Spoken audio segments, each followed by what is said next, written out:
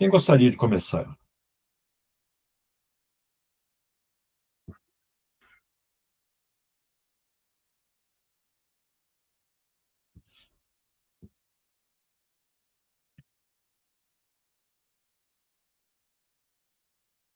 Eu achei uma sessão muito boa. Eu acho que o Marx foi bem didático nessa sessão, especialmente porque ele separou ali em A, B, C. Eu acho que foi bem interessante. E eu achei que mais. Ficou como se fosse. Ele conseguiu ser mais. Ele conseguiu passar a parte mais social, o impacto realmente da manufatura para o trabalhador. Eu acho que ele conseguiu, a minha percepção foi essa. Então, especialmente ali quando ele disse que a indústria, essa indústria, ela consegue, ela tenta dispersar o trabalhador domiciliar, né, que fala, que tenta dispersar esse trabalhador, e aí dá para entender que esse trabalhador ele é mais explorado pela dispersão e que unir ele na fábrica, apesar de tudo, daria mais força para isso, então, e tal. Eu achei bem muito bom. E assim, os relatos que ele dá da época, né, é o inferno aquele trabalho, e as pessoas e as crianças e tudo, e tu se coloca, ele acho que ele consegue passar muito bem essa mensagem assim de tipo tu se colocar naquele lugar, porque o que mais me chocou foi de uma criança que ele falou que se tivesse 3 pés, se ela tivesse numa caixinha de 3 pés, o ambiente estaria maior para ela naquela caixinha do que no ambiente da fábrica. Então eu achei muito forte, em especial essa do trabalho domiciliar, a respeito de que as fábricas, os capitalistas terceirizam isso. Achei muito interessante, não sabia isso, achei muito interessante mesmo, né? E que aí é uma forma maior ainda de exploração, justamente, enfim, né? Porque tu tá terceirizando isso, então achei muito genial, assim, muito genial, não, sofrido, mas a forma como ele Claro, explica é claro. muito boa. E aí, Lígia, E aí? eu acho interessante essa seção 8, porque o Marx procura mostrar a complexidade do processo de desenvolvimento da maquinofatura, porque, embora ele já tenha dado indicações em capítulos anteriores, porque a maquinofatura acaba desencadeando o desenvolvimento do trabalho doméstico, trabalho feito em casa, né? O trabalho por peça feito no ambiente doméstico.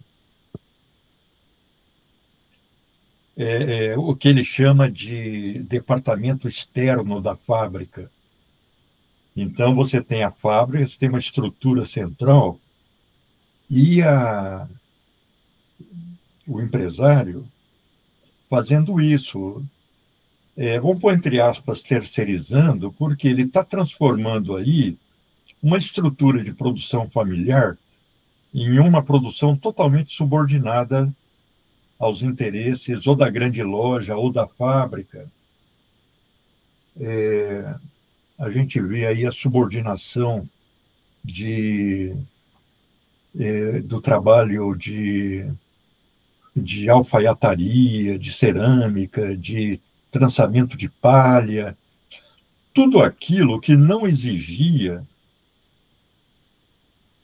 a estrutura maquinizada de forma imediata. Embora quando ele fale daquela experiência da produção motorizada para um conjunto de cottages, a gente vê que a fábrica chegou a tentar exportar a máquina para a proximidade da casa.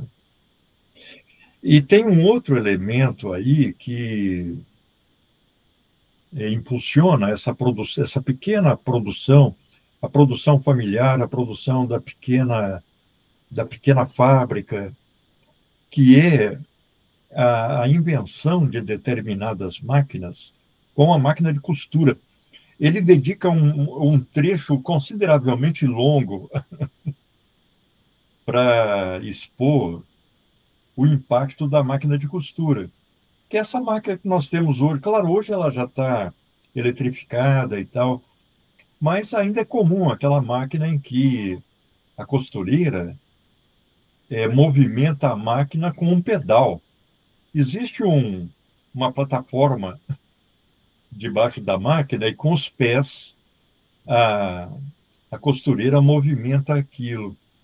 Ou então Curiosamente, professor, te interrompendo, eu adorava ficar debaixo da máquina de costura da minha avó, rodando aquela rodinha assim. Adorava, adorava. Pois Eu é, acho que é eu muito acho que bom, uma a lembrança criança, né, fica fascinado por um mecanismo como aquele. Na minha casa também tinha máquina de costura. E eu me lembro da minha mãe costurando e ela movimentava a máquina com o pé e afastava as crianças, porque tem a agulha que está se movimentando em velocidade, né?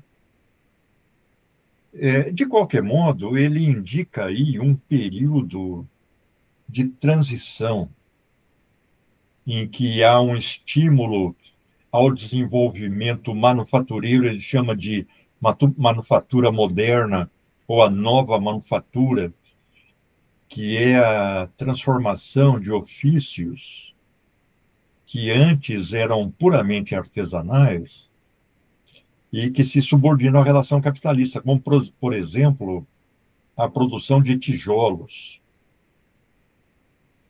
É claro que, na medida em que tudo isso vai sendo estimulado e subordinado pela produção capitalista, principalmente quando vinculada a uma empresa maior, nós vamos ter esse cortejo de miséria, né? Porque o capital paga muito pouco por peça, a família vive em condições miseráveis, a mulher vai trabalhar, as crianças vão trabalhar. Aí a gente vê esses relatos dos inspetores de fábrica ou os relatórios de emprego de criança, os Children Employment, em que eles mencionam crianças a partir de 4 anos de idade, de 6 anos de idade, trabalhando nessa produção não só doméstica ou familiar, mas também na própria fábrica. Por exemplo, tem um segmento particularmente chocante na seção 9, em que ele já está falando do início do desenvolvimento de uma legislação que procura regulamentar o trabalho da criança, a educação, os direitos da criança, direitos da mulher, etc., que é o trecho em que ele fala da mineração, em que as crianças ficavam lá no ambiente escuro da mina. Às vezes uma criança com 7, 8 anos de idade ficava abrindo e fechando porta. Aí aqueles parlamentares, que eram eles próprios donos de minas, interrogando os mineiros, perguntavam, mas a criança poderia ler enquanto está ali, né? Aí o mineiro fala, não dá, porque é escuro, ela teria que comprar vela, não tem dinheiro para comprar vela. E se ela quisesse ler, não iam deixar também, porque ela tem que ficar fazendo o trabalho dela. Então, realmente é tanto a seção 8 em que o Marx fala dessa transição, dessas formas transitórias que o próprio desenvolvimento do capital desencadeia, e depois a seção 9 em que ele fala aí do desenvolvimento de uma legislação relacionada com a proteção à saúde do trabalhador, a educação das crianças, o direito das crianças, protegendo as crianças dos próprios pais, né? Então, eu compartilho essa impressão de que ele joga uma quantidade enorme de dados, são dados oficiais, não são coisas que ele está expondo, né? Do tipo eu vi, etc. Ele pega os relatórios, que são documentos públicos, são documentos oficiais.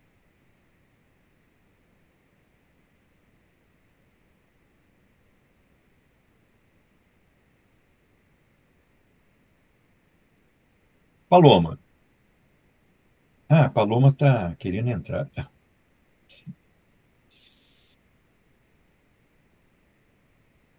E aí, Paloma? A gente está começando a discutir, viu, Paloma? Tudo tranquilo?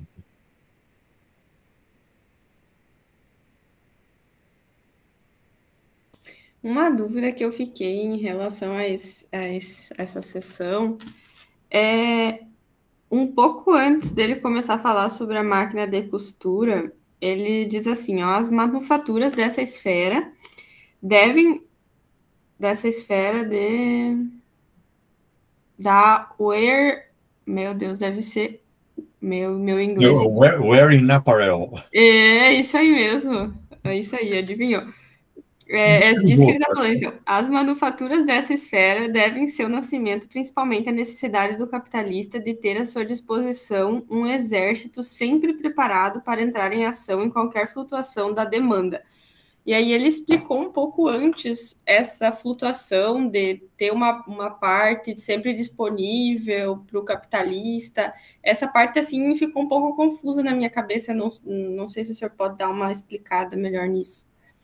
Ele, em várias passagens do Capital, inclusive numa sessão anterior que nós discutimos, ele menciona como a contratação e a demissão de trabalhadores vai obedecer não só o processo contínuo de acumulação, mas as oscilações do ciclo capitalista e até oscilações decorrentes da maneira como cada capital individual ou os capitais de determinado ramo de produção se desenvolvem. Por exemplo, uma exposição que ajuda a esclarecer essa questão que você levanta é o que ele chama a indústria da moda. Então, tem determinados períodos ali, naquele momento na Inglaterra, em que exatamente essas manufaturas de roupa elas vão precisar contratar em massa, porque as encomendas crescem. Então, são momentos relacionados com determinadas festas, com determinados feriados, com determinadas épocas do ano, em que as encomendas aumentam. E ele fala, olha, o desenvolvimento dos transportes, das comunicações, tornam esse jogo muito dinâmico, porque pode vir alguém lá da Escócia para encomendar mercadorias aqui em Londres. E aí demanda, num prazo relativamente curto, uma quantidade de mercadorias para levar lá para Edimburgo. Então, ele começa a mostrar como o capital vai se apropriando de todas as esferas da sociedade e vai ditando o seu ritmo. E o ritmo do capital é relativamente anárquico. E a contratação e a demissão de trabalhadores se subordina integralmente a essas necessidades conjunturais do capital. Então ele fala, olha, tem gente que é contratado aí por 3 meses do ano, ou 6 meses, ou 4 meses do ano, e fica 4 meses na rua.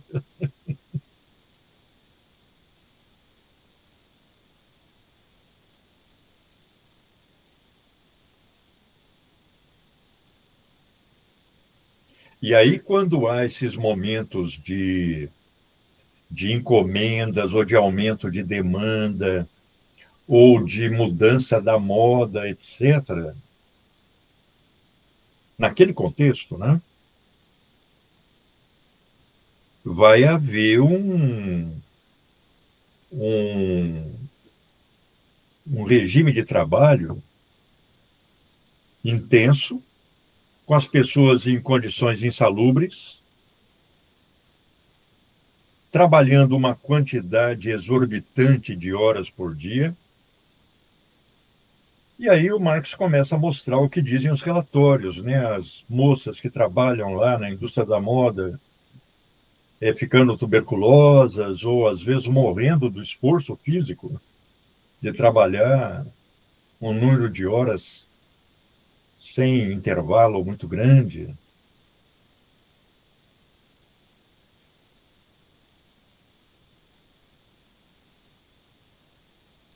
Claro, no momento da demanda em que tal empresa, tal ramo de produção tem que entregar uma quantidade maior de produto num determinado período, naqueles ramos em que o trabalho não está regulamentado, ou há uma regulamentação frouxa em que o trabalho não é fiscalizado, vai ter essas jornadas de trabalho, às vezes sem intervalos ou com intervalos mínimos, as pessoas amontoadas em ambientes muito limitados,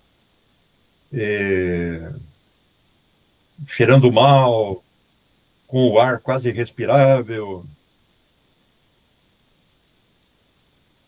Você vê, por exemplo, ele falando, já que ele está falando aí das condições de trabalho e tal,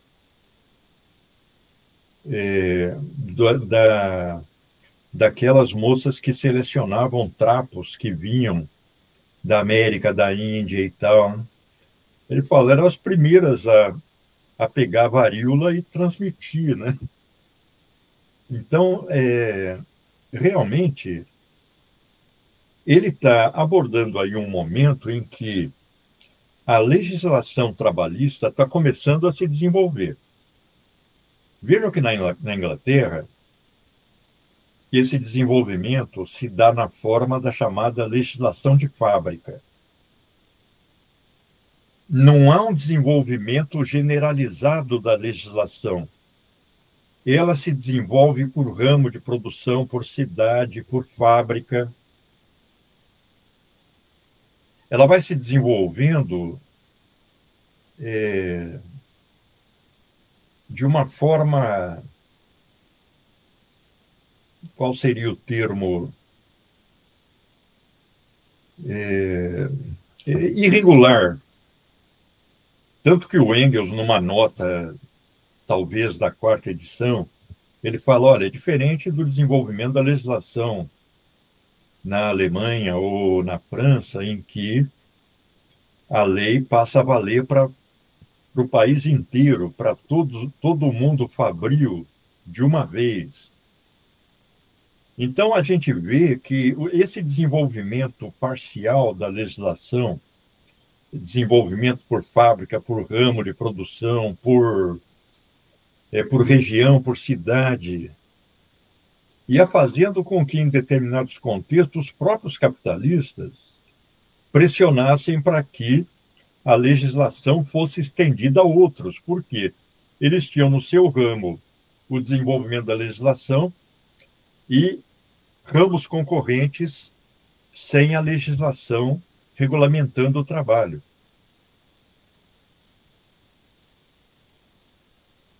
Então, é um desenvolvimento que vai ocorrendo de forma muito segmentada.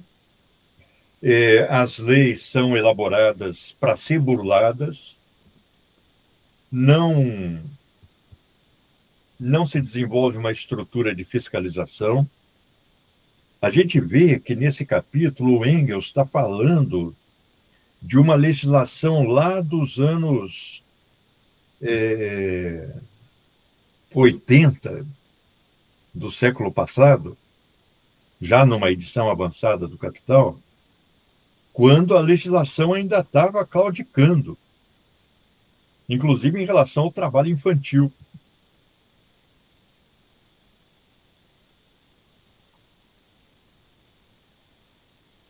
Mas o Marx, que vai desenvolver mais isso, ele considera que o desenvolvimento dessa legislação é uma determinação do próprio modo de produção. Ele fala, ela vai se desenvolver de qualquer jeito.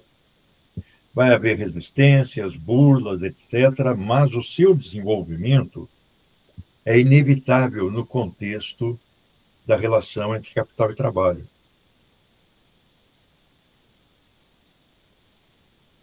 Ele chega numa frase talvez muito otimista, dizendo que a lei, a regulamentação através da lei, seria uma primeira forma de planificação social. E você não está deixando o processo correr do jeito que cada empresário quer. Você está determinando o limite para a jornada de trabalho, limites ao trabalho infantil. Eu acho muito interessante as observações que ele faz sobre o desenvolvimento da escolarização e da combinação entre trabalho, ensino e ginástica. Essas partes lembram muito o Platão, Lísia. Sim. E que ele fala, claramente tirado do Platão isso aí, né? Em que ele fala, olha, as crianças que são obrigadas a trabalhar meio período, estudar meio período, elas têm um desenvolvimento muito melhor do que aquelas crianças que são obrigadas a ficar o dia inteiro na escola. Então, ele propõe, o Robert Owen sugere essa combinação de ensino, ginástica e trabalho. É claro que o Platão só fala em ensino e ginástica. Na linguagem dele, é a música e a ginástica. O exercício intelectual e o exercício físico. Mas aí o Marx adiciona o trabalho, o que é uma mudança muito significativa em relação ao Platão, que o trabalho, na época do Platão, era trabalho escravo.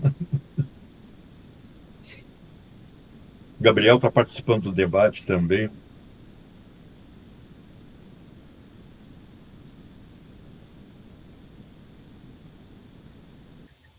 Eu queria falar.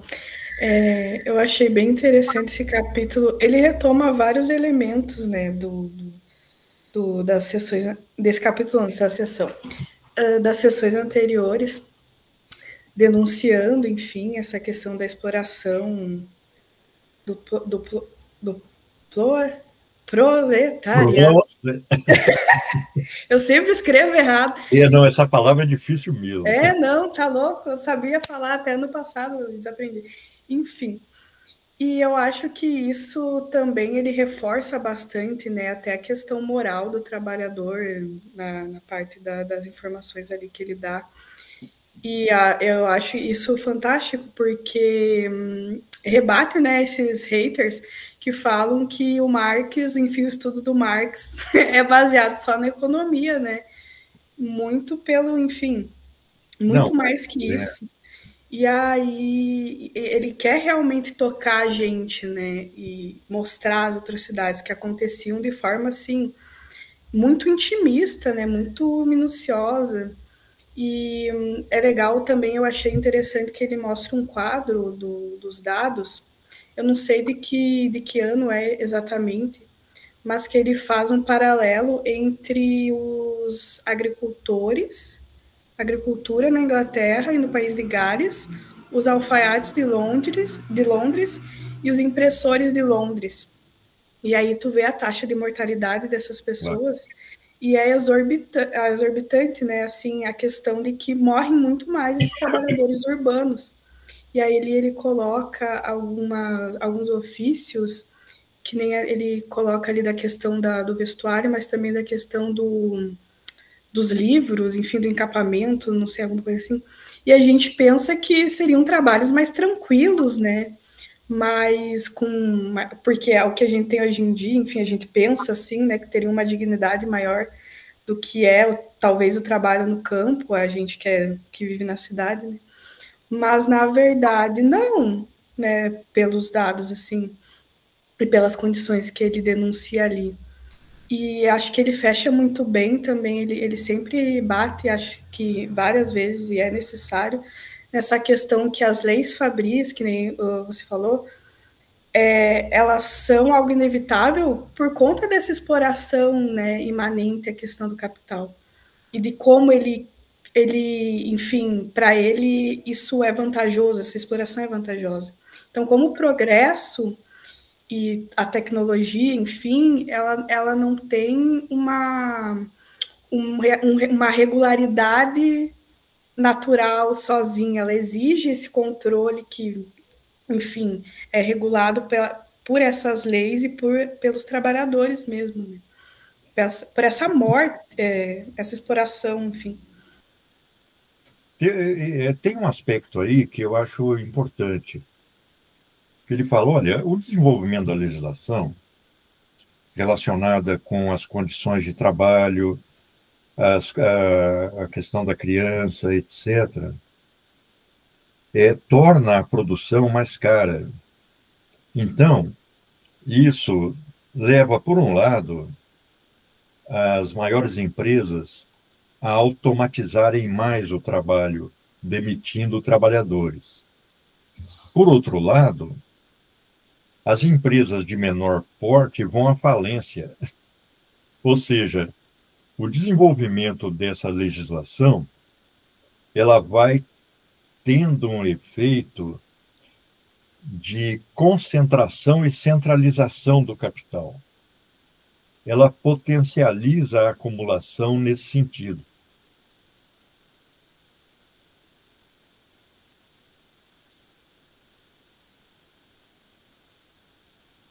Ou seja, para ele, naquele momento, as pequenas fábricas não conseguiam produzir nas condições exigidas pelas mudanças na legislação. E acabavam só sobrando. Enquanto que as maiores procuravam novas formas de organização do processo produtivo, inserindo mais máquinas e dispensando trabalhadores.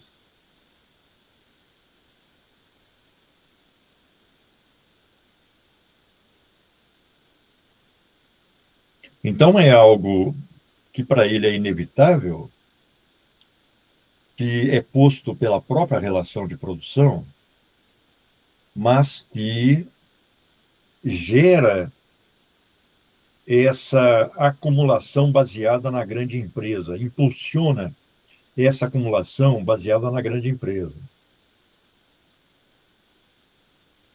É claro que o Marx vê isso como também um processo de concentração de massas trabalhadoras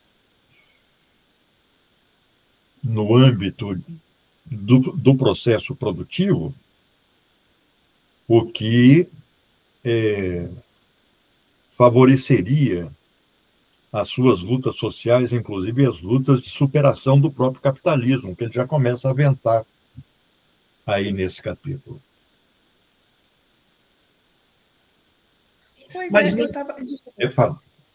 Não, é isso mesmo que eu estava na dúvida, de que, tipo, ele cita ali a Lei Fabril, né? Mas eu não estava entendendo se ele estava criticando ou se ele estava, né, elogiando, enfim. Pois é.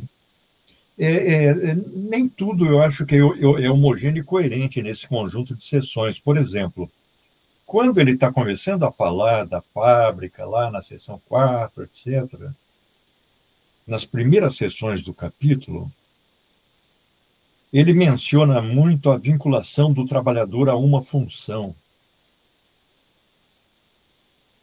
E que aquilo, que o trabalhador é demitido daquela função, ele não vai encontrar outro igual, ele pode encontrar uma outra pior, ou vai viver na miséria. Então, é o trabalhador ultra especializado. Nessas últimas sessões, ele já fala que o trabalhador é jogado de fábrica em fábrica, de função em função, e isso permitiria o seu desenvolvimento multilateral.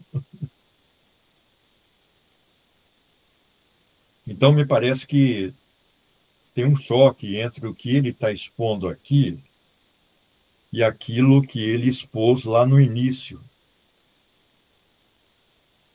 Ele fala aí de um trabalhador que não foi bem sucedido na mineração, lá na Califórnia, aí foi trabalhar em São Francisco, em fábricas, e ficou admirado de que ele pudesse exercer funções tão diferentes, sendo demitido de uma fábrica e sendo contratado por uma outra de um ramo diferente. Então, o Marx ele vê nisso a possibilidade de um desenvolvimento humano multilateral, sempre apontado para a superação da divisão do trabalho, que para ele é sinônimo de superação do capitalismo, né?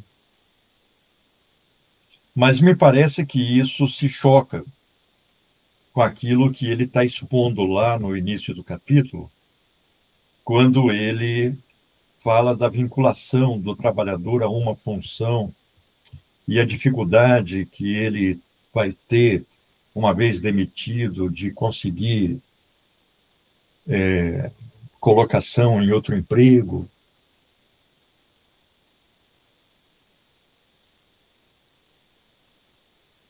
Que dá para imaginar que esse capítulo é o tamanho de um livro, né? Então, ele reuniu montanhas de material para poder filtrar esse capítulo. E eu não sei se toda a revisão que ele fez foi atenta o suficiente para detectar essas possíveis discrepâncias no desenvolvimento do capítulo.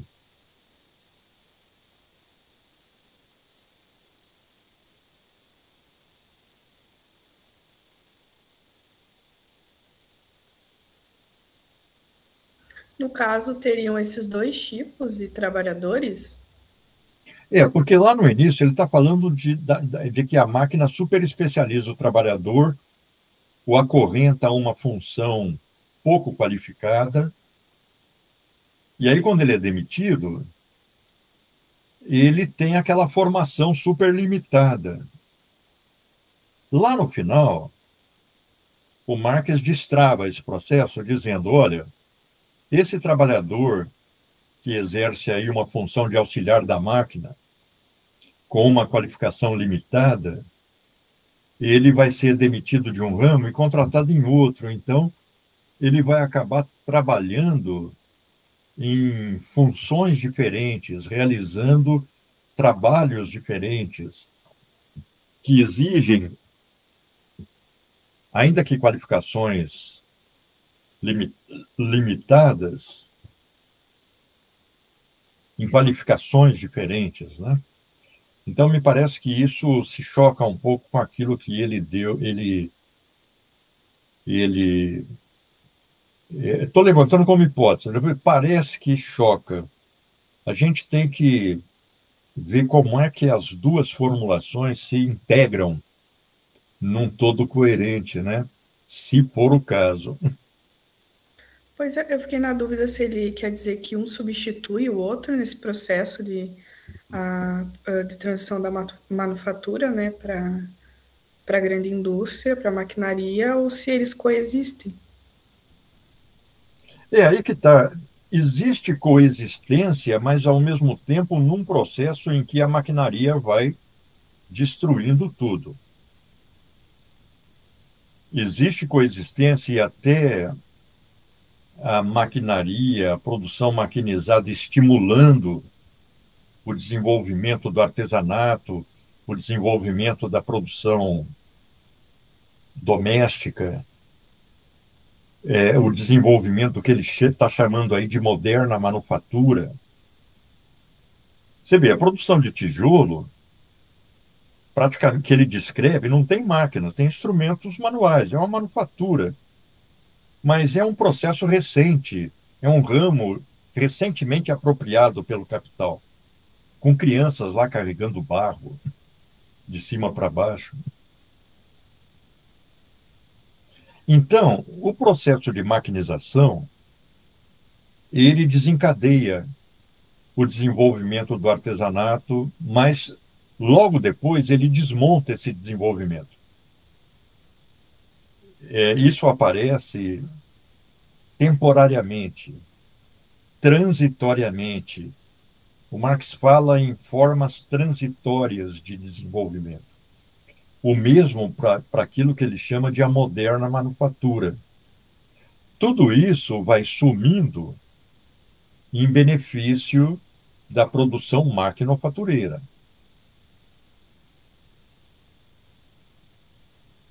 Ou seja, o processo que ele chama aí no capítulo de Revolução Industrial, ele usa a expressão Revolução Industrial, não é um processo linear de substituição do artesanato e da manufatura pela máquina, ou pela maquinofatura. É um processo complexo em que o desenvolvimento da máquina, por exemplo, ao baratear a produção do fio, estimula a produção artesanal de tecidos com teares manuais. Só que esse é um processo que vai durar um certo tempo, porque a utilização posterior de novas máquinas vai fazer com que o trabalho do tecelão manual se torne inviável, dada a queda do valor do tecido que a manufatura impõe. Então, é a expansão da maquinofatura, mas num processo em que, conjuntural e transitoriamente, há estímulo ao desenvolvimento da produção artesanal, estímulo ao desenvolvimento da produção da manufatura, subordinação do artesanato e da manufatura à fábrica ou ao grande estabelecimento comercial, como o que vende roupa, por exemplo. Vamos pensar na Zara. A Zara é um exemplo contemporâneo disso, né? Ela vende roupa, mas ela se apoia em fabriquetas que usam trabalho escravo boliviano no Brasil. Então, tem 1000 fabriquetas que produzem, ela só fornece a etiqueta. A etiqueta ela manda da Espanha. E o Ministério Público do Trabalho tem que ficar correndo para lá e para cá para descobrir essas casas em que funcionam pequenas fábricas de produção de roupa, em condições análogas à escravidão.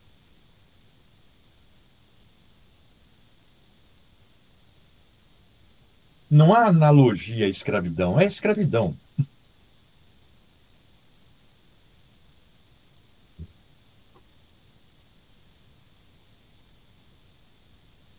Então, o desenvolvimento da maquinofatura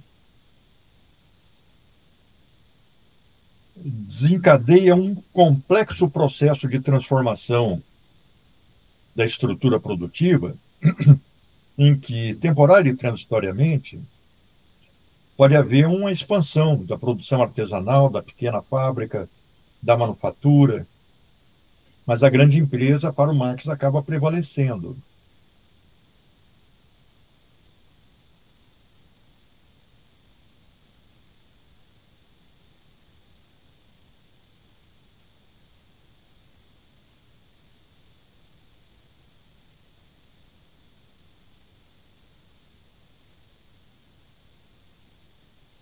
Vejam que esse é um processo que, em certo sentido, e mudando o que deve ser mudado, ocorre hoje. É relativamente comum o trabalhador demitido que recebe aí o seu fundo de garantia, ou uma certa quantia em dinheiro, mais o apoio de um crédito de baixo custo, ele monta aí um trailer de fazer sanduíche. Ele trabalha com o irmão, trabalha com o primo, contrata um amigo, é uma pequena fabriquinha que pode durar, pode crescer, pode só sobrar.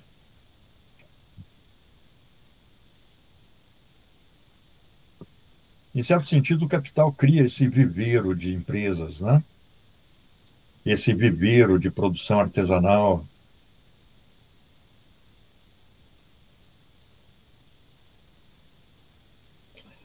Tem uma escola de equitação na UFSM. Ela é aberta a quem interessar possa.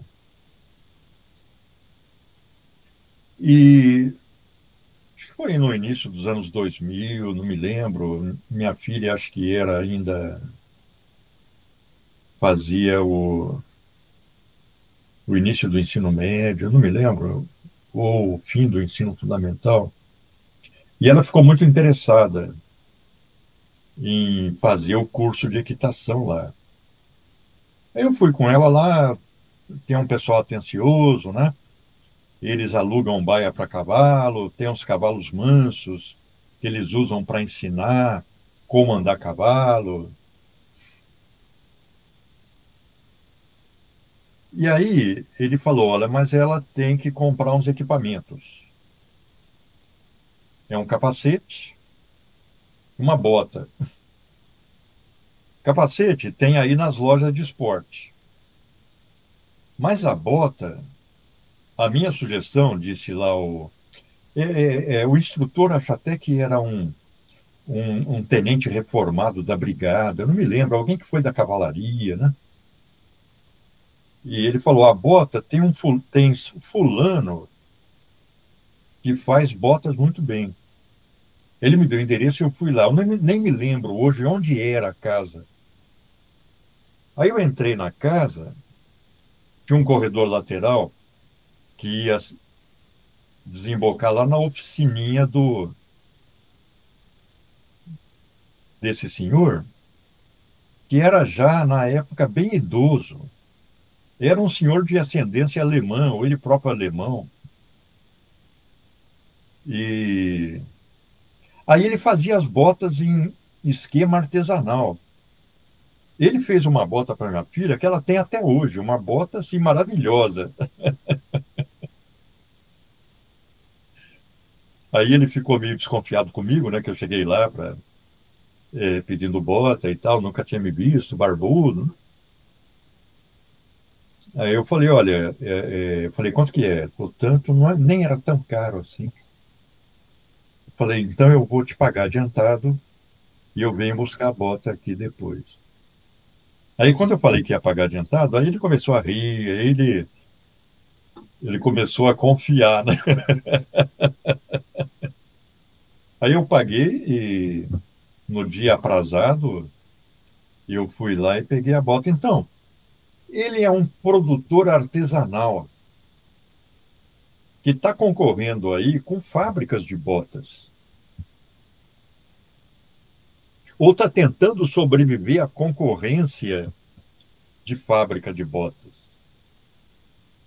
Só que ele faz com uma perícia tal, com uma técnica tal, com uma qualidade tal, que dificilmente a produção em série, a produção fabril, conseguiria atingir. Aí minha filha fez, acho que 1 ano de equitação, depois saiu. Acho que foi bom para ela conhecer.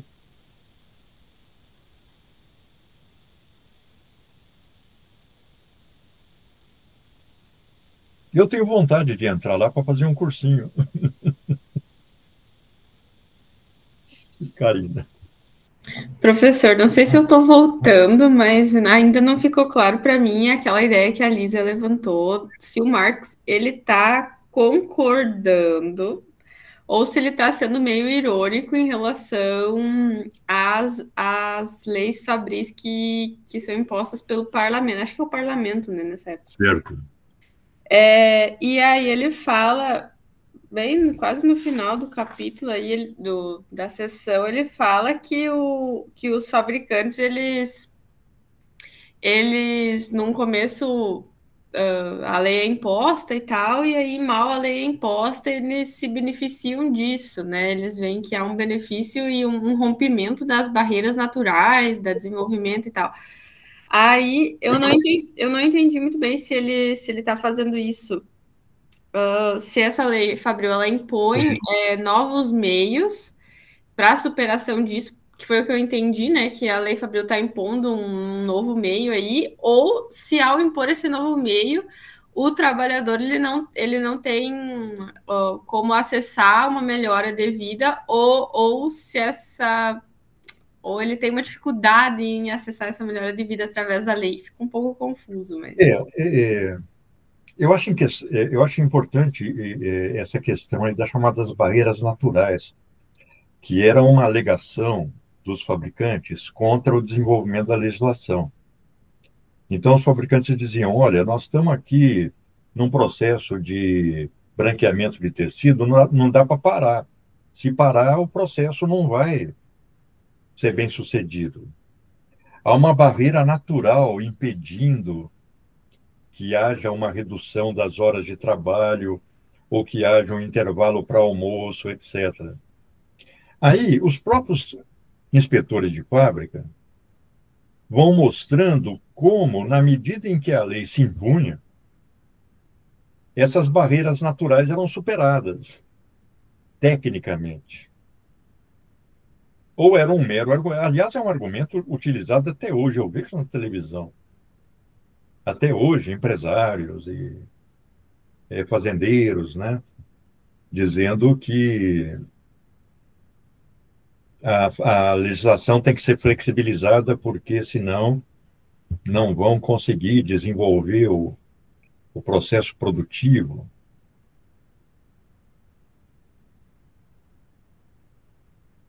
Você vê aquela flexibilizada que deu o governo Temer na reforma trabalhista, ele criou uma forma de contrato em que, inclusive o Marx aborda isso, quando ele fala de salário, em que o trabalhador fica em casa esperando o dono do restaurante chamar. Então, se tem uma clientela maior, ele é chamado para trabalhar um dia, 2 dias da semana, 3 dias.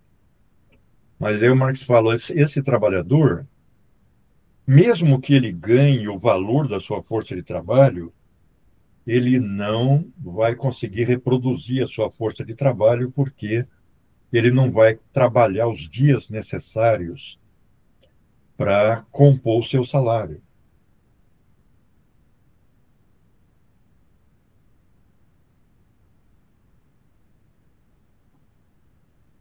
É claro que as formas de burla existiram por toda parte, né? E durante muito tempo, com apoio dos órgãos políticos do parlamento. Vamos lembrar que quem estava no parlamento eram os industriais, eram os proprietários de terra, eram os donos de minas, eles eram os parlamentares. Então, só quando havia, por exemplo, uma pressão de opinião pública muito significativa, ou uma pressão dos próprios operários através das suas organizações, suas greves, é que aquilo dava origem a alguma mudança. Agora, no caso das crianças, a Inglaterra se tornou uma vergonha europeia, como alguns citados pelo Marx aí apontam. As crianças morrendo na fábrica, subnutridas, trabalhando 14 horas por dia, 12 horas por dia.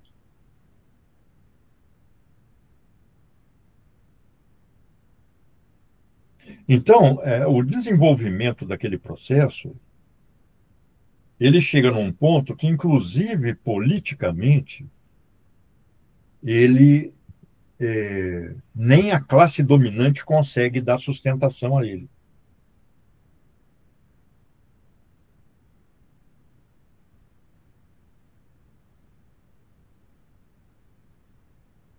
Em outras passagens, o Marx cita exemplos de, olha, as pessoas estão definhando tanto fisicamente que o exército não consegue mais selecionar pessoas para as Forças Armadas.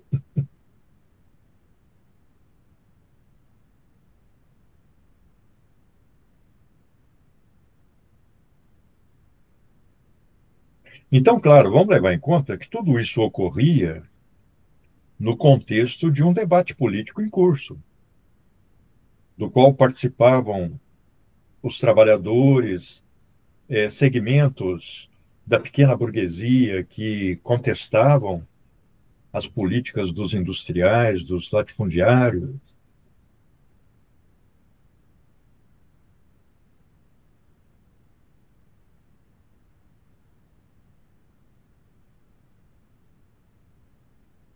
Você vê que boa parte aí das denúncias que o Marx apresenta também é desenvolvida por economistas a partir do início do século XVII.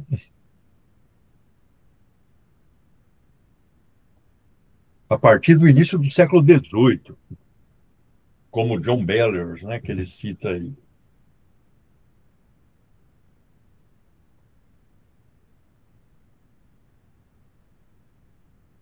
Você vê que os próprios economistas não podem ignorar a situação das fábricas, das crianças, das mulheres.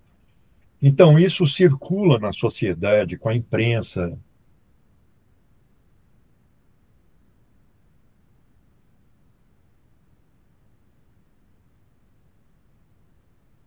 Por exemplo, especificamente o trabalho das crianças pôs em questão um núcleo muito importante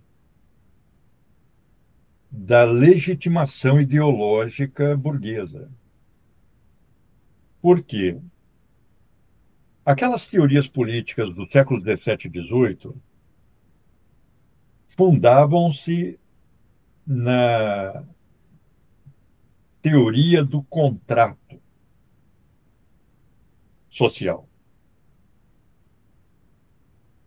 O contrato, através do qual se constituiriam as sociedades, era o contrato entre indivíduos adultos, racionais, voluntários, conscientes.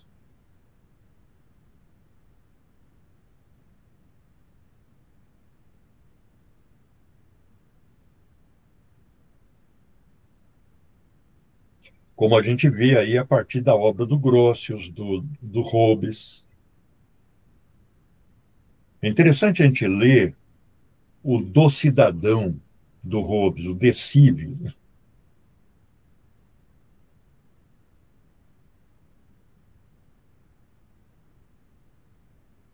E o trabalho da criança, e, portanto, a relação da criança com o empresário, não podia ser uma relação contratual,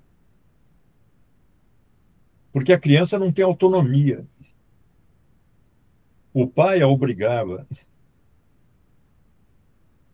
a ir trabalhar.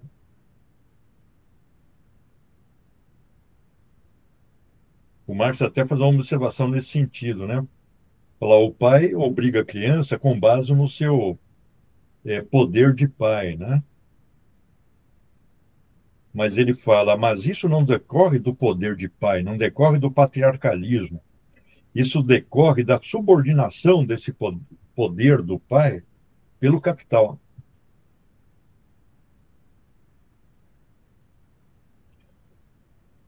A inserção da criança no ambiente fabril rompe essa teoria contratualista que a criança não é capaz de contratar. Então, ela deslegitima a relação contratual fundamental que estava na base das teorias políticas, que é a relação do contrato de compra e venda.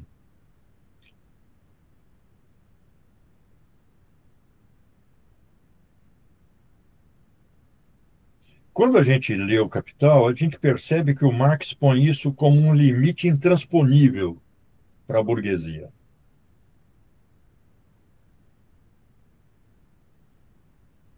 Em grande medida, a eliminação progressiva da criança da fábrica está relacionada com a preservação da legitimidade desse arcabouço ideológico contratualista.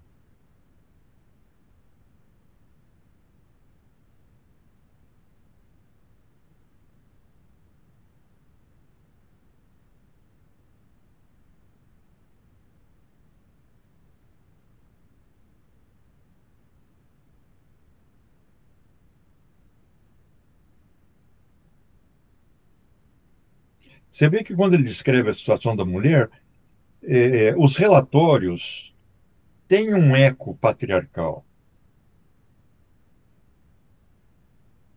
Então, a mulher vestida como homem lá na mina e se expondo à linguagem de baixo calão.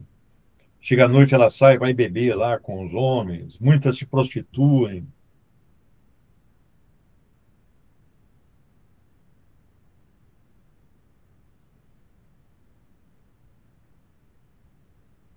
Ou seja, a Revolução Industrial, na medida em que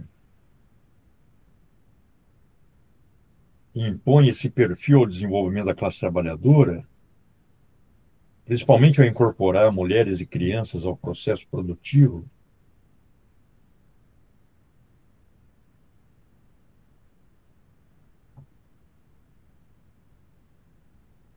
levanta questionamentos em relação à própria sociedade capitalista. Questionamentos que vão adquirir um caráter socialista ou não.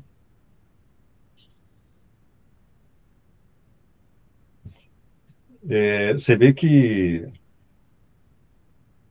no século XVII, com a obra do Bacon, etc., o desenvolvimento da ciência é visto com grande otimismo. O Bacon fala, olha, saber é poder. Se nós conhecemos os processos, nós dominamos a natureza. O Marx, nesse momento, ele já está abordando a questão da ciência como um poder do capital. Então, é a subordinação da organização da fábrica e do desenvolvimento da máquina à análise científica, às leis da mecânica, aos fenômenos químicos.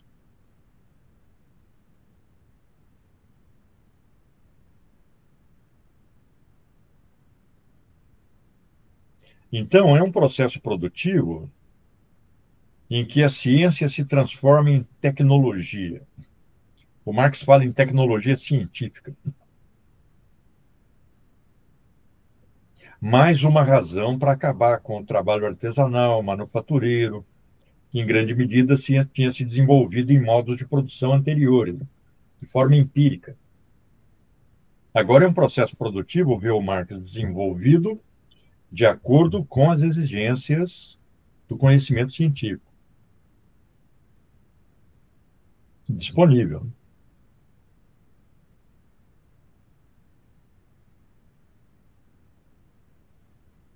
Não é gratuito que o, o, o currículo das escolas tem nas sociedades capitalistas tem essa carga de ciência, né? Formação científica.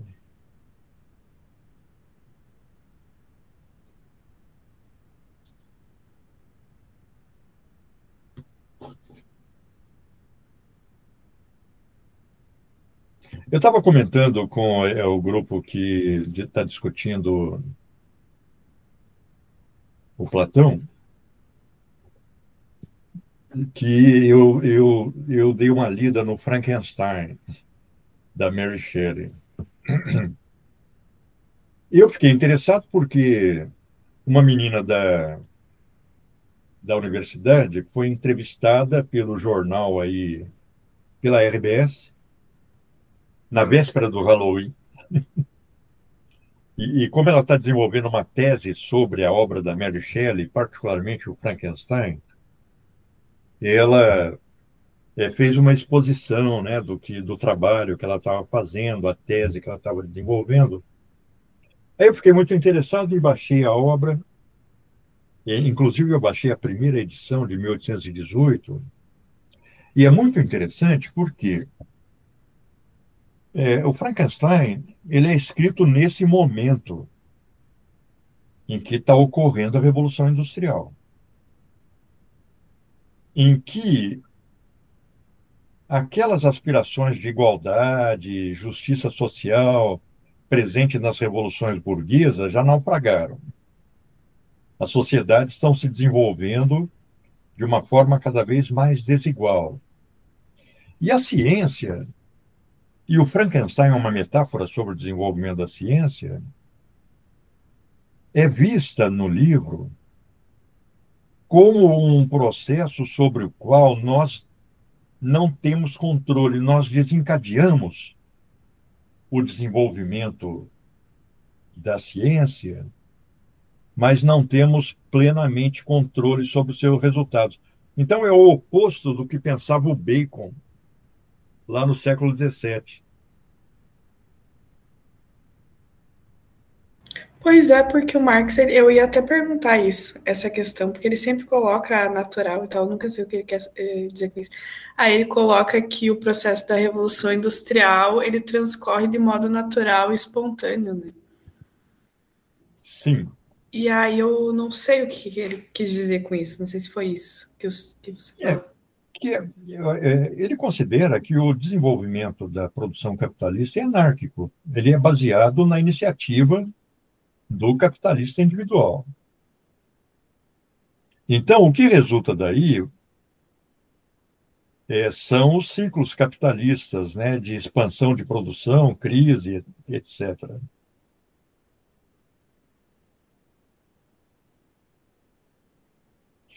É o sentido de um processo sobre o qual você não tem controle. Mas o Marx tem uma concepção diferente da Mary Shelley, porque ele vê com otimismo a possibilidade de um controle social do processo produtivo informado por conhecimento científico. Um controle social da organização da sociedade informado pelo desenvolvimento da ciência. Então, ele não tem uma visão pessimista da ciência, como tem a Mary Shelley. Mas por que você acha que a Mary Shelley teria essa visão pessimista?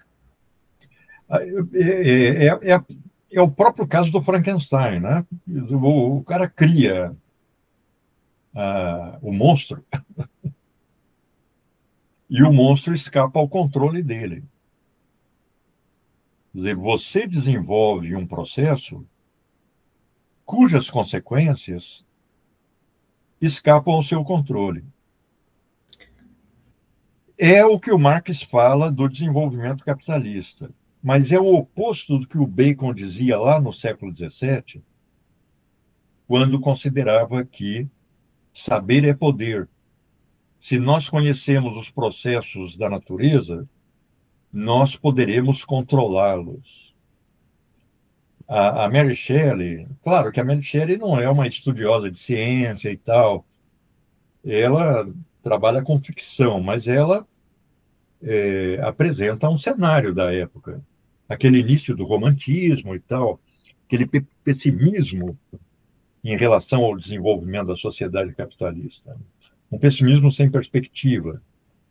E no campo do desenvolvimento científico, para ela, o monstro criado pelo Victor Frankenstein é exatamente a figura desse resultado do trabalho sobre o qual nós não temos controle.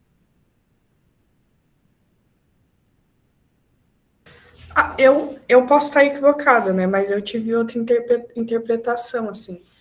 Para mim, a questão do monstro que ele cria, eu acho, né, que essa destruição em massa que ele proporciona da família dele, dessas pessoas próximas também, né?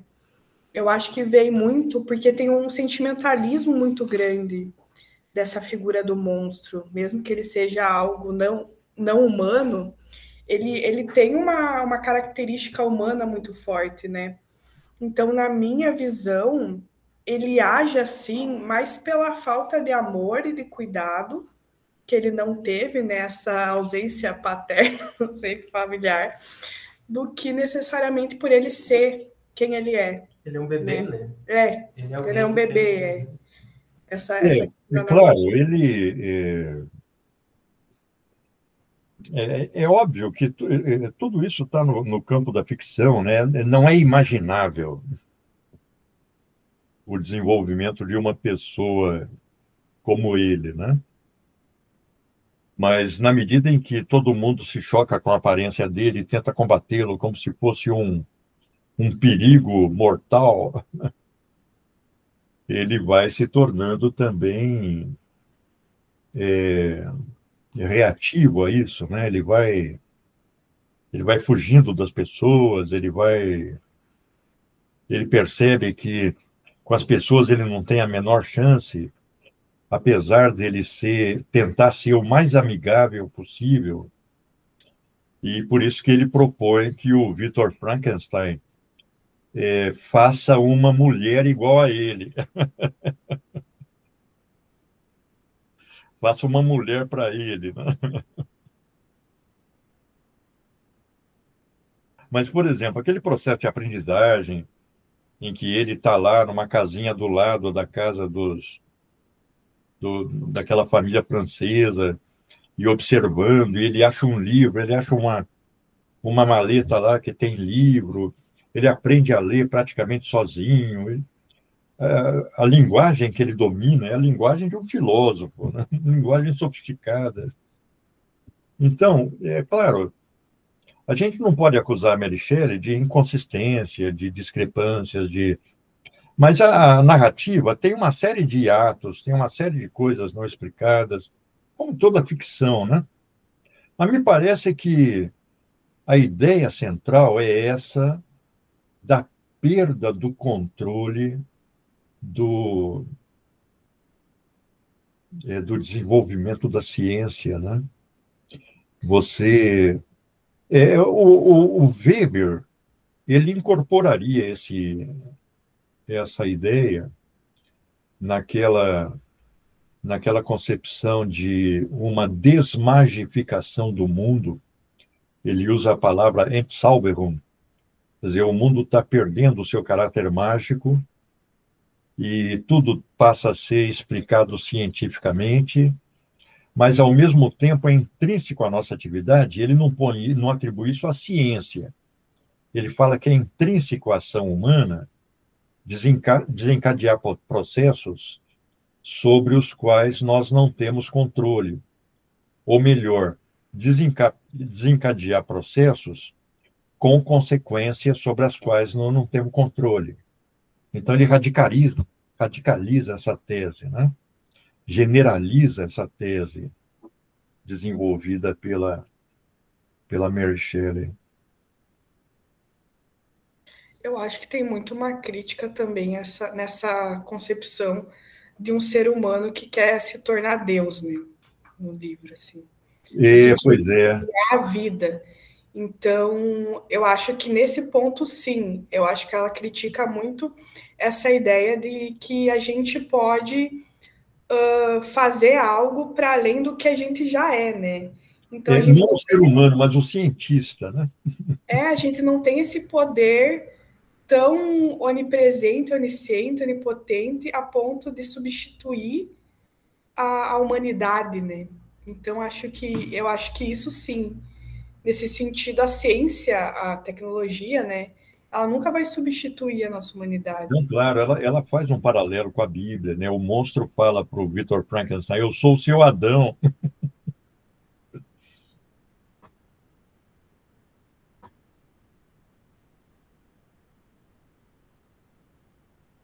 Claro, o monstro não é monstruoso, o monstro é afável. Ele quer amor, ele quer carinho, ele quer dar amor e carinho para todo mundo. Só que quando as pessoas o veem, acham que ele é um perigo, o agridem, jogam pedra, paulada, atiram nele. Ele ainda tenta essa aproximação com aquele cego, né? E quando o cego está sozinho em casa, ele entra na casa como se fosse um passante e começa a conversar, e o cego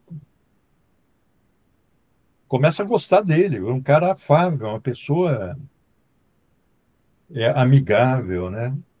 Mas aí, quando o pessoal que enxerga chega na casa, é aquele rebuliço, né? Pois é, tem esse elemento, né? Muito da,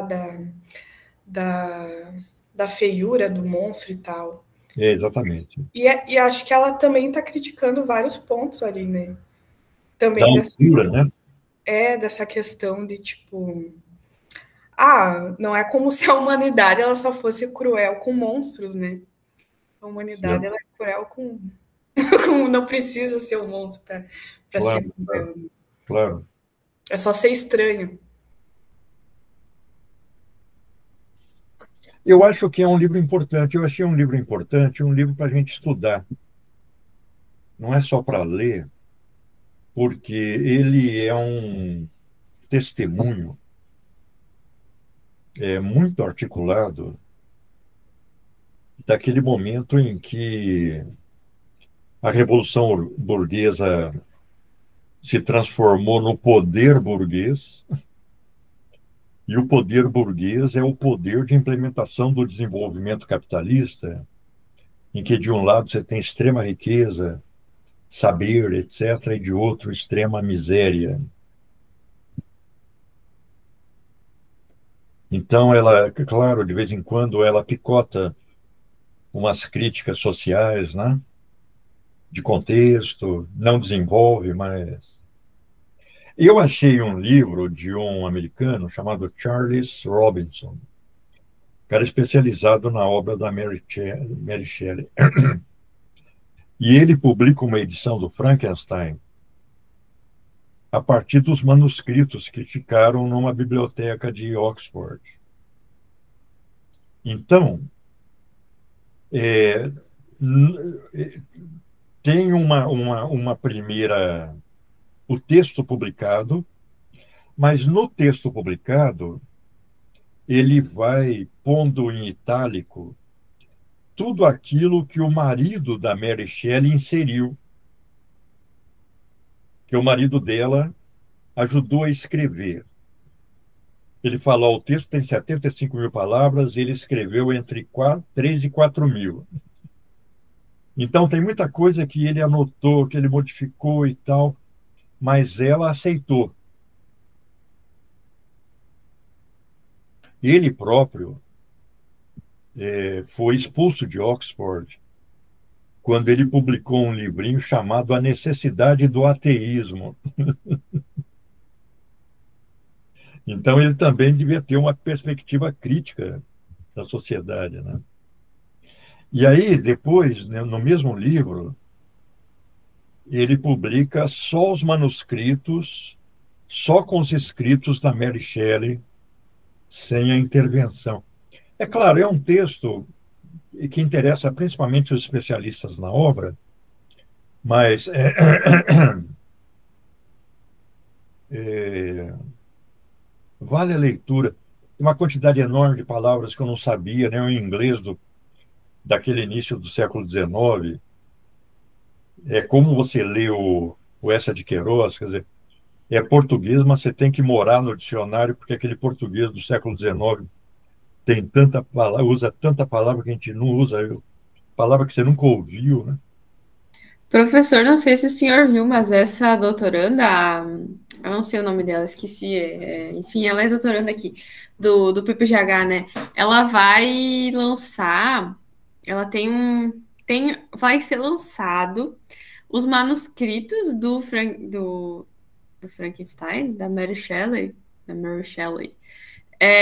para o Brasil, agora, daqui uns dias, eu acho que vai ser lançado. Ah, legal. E aí ela tem a introdução desse texto, ela tem a introdução ou os comentários, alguma coisa assim.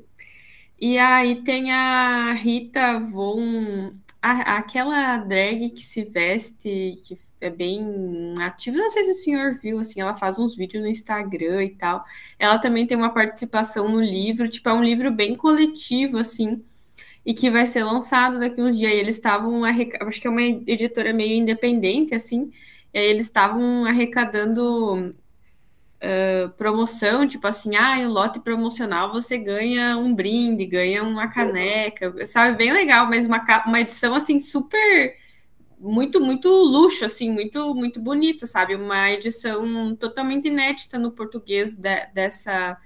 Não sei se é do Bom, Frankenstein. eu acho que não tem uma edição crítica, né, do texto É isso. português, né? Mas eu acho muito interessante esses textos que marcam época e que acabam tendo uma importância duradoura para o mundo cultural.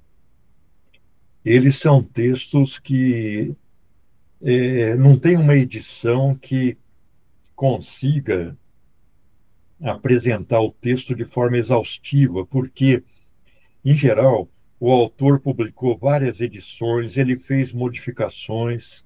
É como o Marx com o Capital. As edições do Capital são sempre problemáticas, né? Porque cada edição em alemão é diferente, cada tradução é diferente. Quer dizer, o livro, essas grandes obras, né? Eles acabam sendo objeto de permanente elaboração, né? Sem contar as elaborações que o próprio autor fez em vida, as modificações, as várias edições. Porque, por exemplo, o Frankenstein, eu vi que tem uma edição de 1818, uma de 1823 e outra de 1831, em que a Mary Shelley fez modificações, acrescentou um capítulo e tal, né? Então, cada uma é um pouco diferente das outras.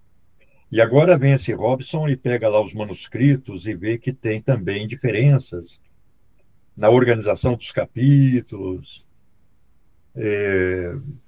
de conteúdo. Ele consegue identificar o que o marido dela inseriu, que não foi de lavra dela, né? Eu acho que é essa versão traduzida, porque é o Frankenstein, o resgate do manuscrito original. O nome é o. Deixa eu ver se eu mostro para o senhor. Ah, Ó, certamente é, é, eles vão fazer com base nesse livro nessa publicação do Charles Perkins. Deixa eu ver. deixa eu tirar a aparência do fundo aqui, que daí dá para enxergar. Aí. Acho que a professora Nikellen Ah, também tem legal. tem uma participação nele. Nossa, eu acho que vai ficar um livro lindo, assim, Por muito exemplo, bonito. esse livro que eu falo, do. Deixa eu só marcar a página aqui.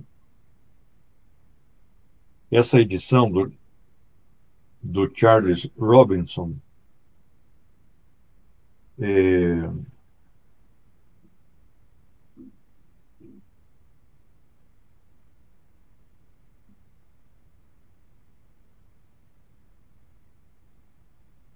é essa aqui, ó, chamada O Frankenstein Original. Deixa eu pôr colorido aqui.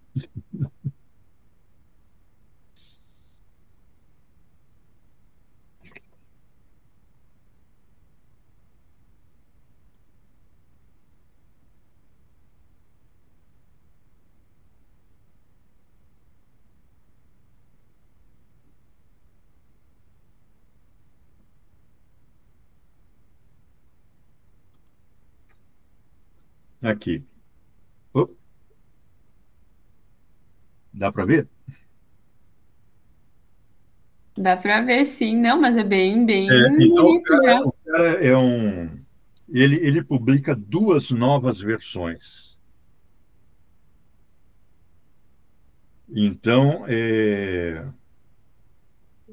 o rascunho, o primeiro rascunho, e o texto revisado pelo Percy Shelley, que era o marido, né?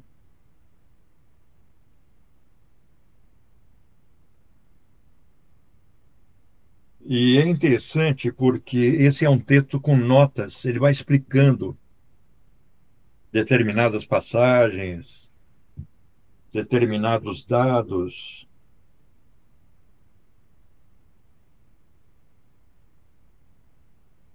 E o subtítulo da obra é O Moderno Prometeu, né? Uma alusão aí ao mito grego, né? De que Prometeu foi criado pelos deuses e desafiou os deuses, né? E por isso foi castigado.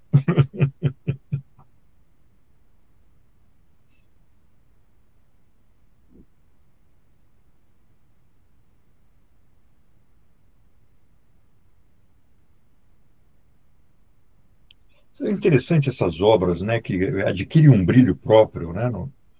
Uma obra aparentemente despretensiosa, né, que de repente se põe no centro de todo um debate intelectual.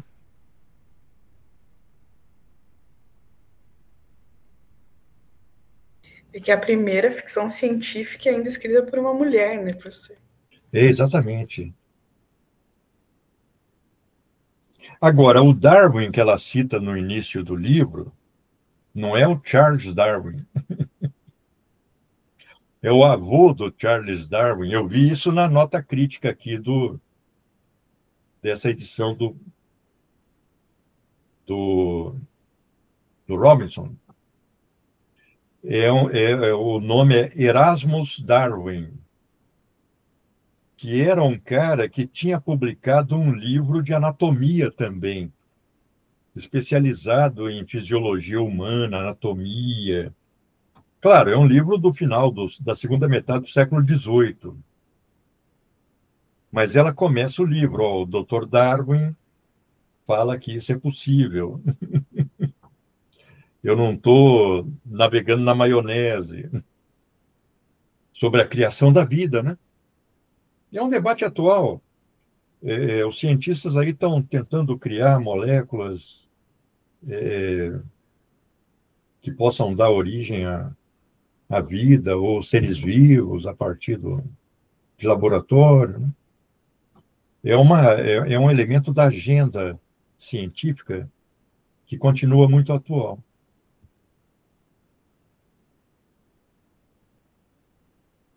A partir da produção de proteínas, enfim, agora com a biologia molecular se avança, né, nesse campo.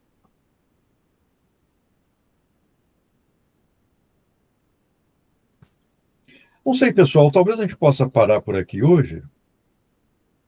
E aí nós já vamos começar um outro capítulo que terminamos esse longo. Acho que falta ainda mais um pedaço, professor. Falta? Falta o 9. Hein?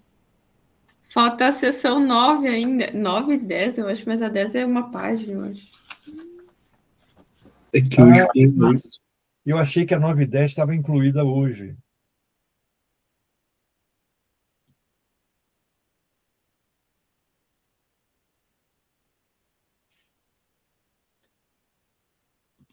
Eu já estou fazendo confusão com os calendários. Ah, realmente, hoje seria só a sessão 8, né? Eu acho que eu posso ter avançado aí alguma coisa na discussão da sessão 9, embora não tenha tocado na sessão 10, mas na minha cabeça era a sessão. Eu devia ter lido, eu não li o calendário, porque na minha cabeça era a sessão 8, 9 e 10. Então nós temos mais a sessão 9 e a sessão 10.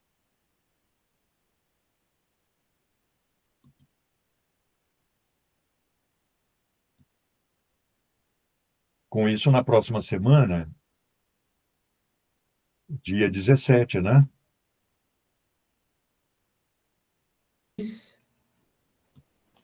Bom, foi bom porque eu já dei uma relida, já dou uma adiantada no expediente, e eu estou relendo, procurando os erros lá para mandar para o Ubu.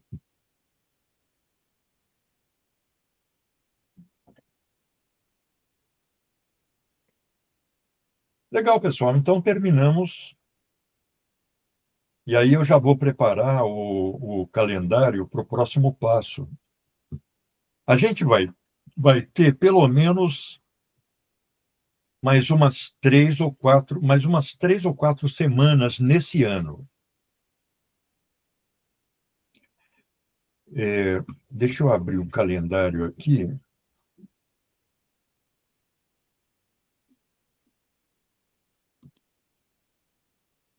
Eu já preparo o debate até dezembro.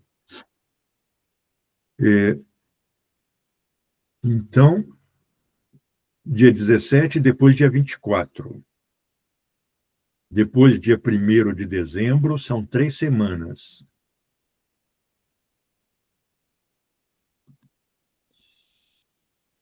Depois, dia 8 de dezembro e 15. Então, dá um bom período, são 6 semanas. E se vocês quiserem, a gente pode ir até dia 22 de dezembro. Aí ficaria 1, 2, 3, 4.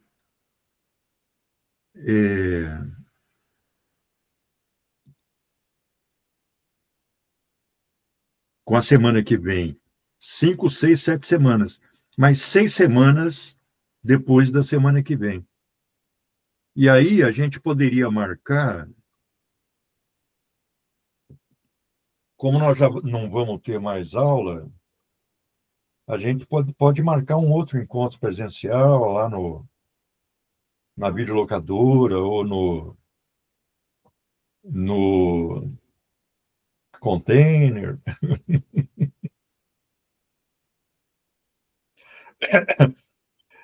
Eu achei que o nosso melhor debate foi aquele do container, foi o mais dinâmico. Foi muito bom mesmo. Então, antes da gente terminar o ano, vamos marcar um outro lá. Bárbara, tem que ser, porque assim, vai terminar as aulas, todo mundo vai ir, né? Incluindo eu. Então, tem que ser Certo. antes de terminar. Não, mas a gente faz híbrido. Ah, mas não deu. Híbrido aquele dia não deu.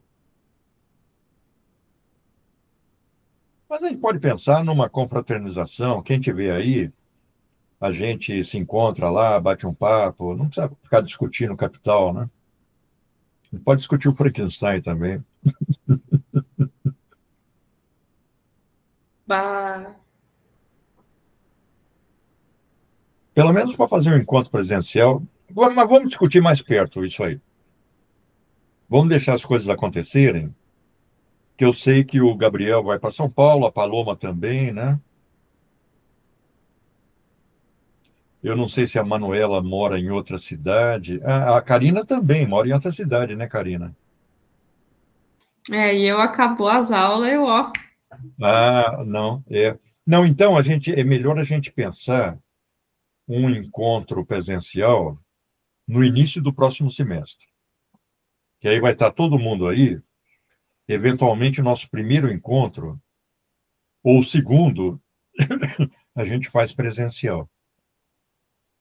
Agora, no próximo semestre é outra história. Eu não sei se vai ser segunda noite. Pode ser um outro dia, dependendo da disponibilidade de todo mundo. E aí, o próximo semestre é o último do projeto, porque aí o projeto acaba em julho e eu não vou poder renovar o projeto, porque logo depois eu já entro na fase de ter que solicitar minha aposentadoria, porque senão eu vou para a compulsória.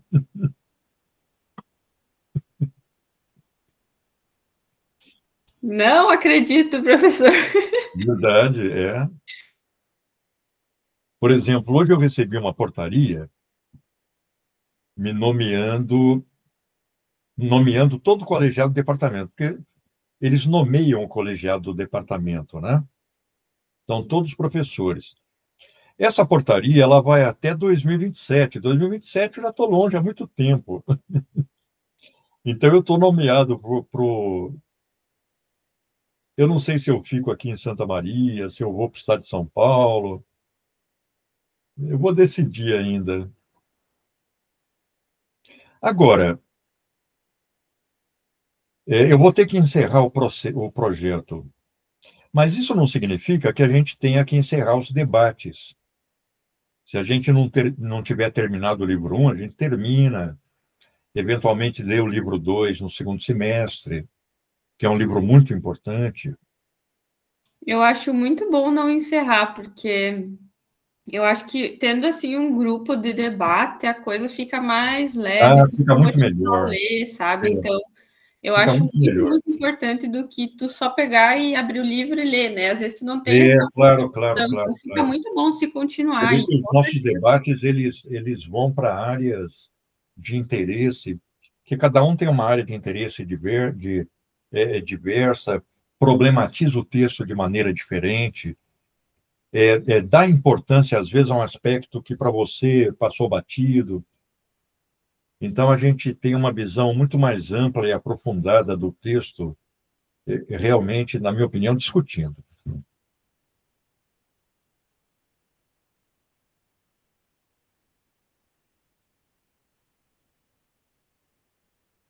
Então, tá. Até Então, segunda. tá, até mais. Tchau, tchau, professor. Boa Tchau, até semana. mais. Tchau.